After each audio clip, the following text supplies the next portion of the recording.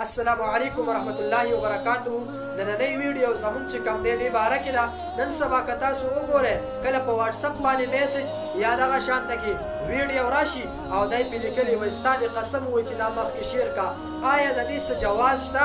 آیا په دې مونږ ګناهګارېږو چې دا مونږ شیر نه کړو او که نه ګناهګارېږو؟ اکثر مونږ نه په دې په باره کې ډېر خلک دا تپوسونه کوي چې یاره قاري صاحبه مونږ ته خلک ویډیو راولیږي چې ستا د قسم وایي چې دا دونه کسانو ته شیر کا او چې کله دې شیر کړه تا له به الله دونه درکړي دا څیز درکړي دا به درکړي ستا به دومره حاجت پوره شي. آیا دا خبره صحیح ده که غلطه ده؟ او بله خبره دا ده اکثریت داسې کېږي نو په دې باندې وایي مونږ ګناهګارېږو که نه ګناهګارېږو. یو دا خبره. دویم نمبر دا اکثریت خلک داسې پوسټ وکړي و یاره ستاسو د ایمان جذبه به زه ګورم چې تاسو څومره د الله نوم لیکئ څومره د محمد رسول الله صلی الله علیه وسلم نوم لیکئ او دغه شان نورې خبرې هم داسې راغلي او د ځان نه څه پوسټ لیکلی چې لکه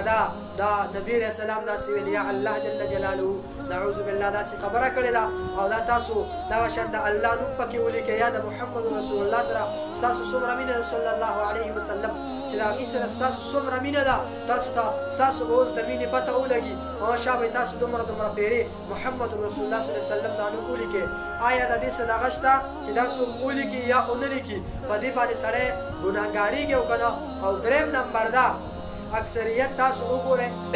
چې په واټساپ باندې هم میسج راشي و یاره چا خوب لیدلی چې نبي علیه صلات وسلام والا په خوب کې رالی او ورته وایي چې یاره تاسو دا د قیامت لامل او دومره استغفار وایئ او دا ویډیو دومره شیر کوئ مخکې خلکو ته ورسوئ چې ستاسو به هر حاجت پوره شي او دغه شان دا ورسوئ خلکو ته. آیا دا درې قسمه خبرې دا څنګه دي؟ اول نمبر خو دا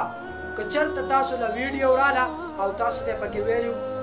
چې ستاسو د قسم وایي چې دا شیر کوئ نو دا مه شیر کوئ ځکه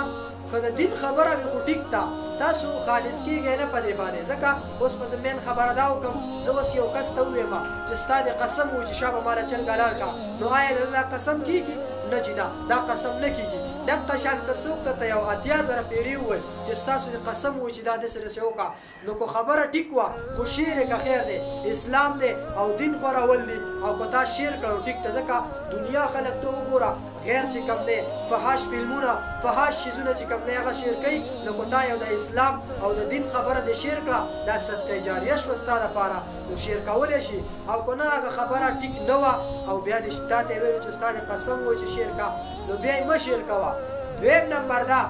په دې باندې سړی نه ګناهګارېږي چې ته وایې شابه زه ستا د مینې دغه ګورم او ته دغه شان د الله نوم دومره پیرې ولیکه نو چې کله د الله سره ستا مینه ستا به ورسره دا مینه نه وي ستا مینه به په زړه کې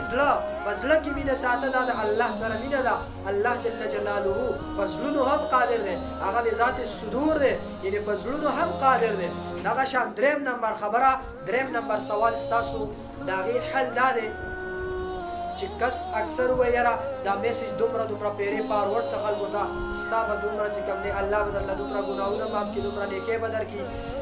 بله خبره په دې کې خو مین مسله دا ده چې اکثر خلک وایي یاره نبي علیه صلات وسلام خوب لیدلی او هغه وایي چې د قیامت علامې دي او استغفار ډېر وایي او دا میسج ډېر شیر کوي چې الله اجر درکړي او دومره ستاسو چې کوم دی شرعي حاجت دي د دې ورځې هغه به ټول دا پوره کړي. نو دا خبره خو بالکل غلطه کېدی په دې شي ځکه دا په الله جل جلاله باندې دروغ دي په نبي علیه صلات وسلام باندې دروغ دي چې اوس دا خوب نه لیدلی او تا ووایي چې یاره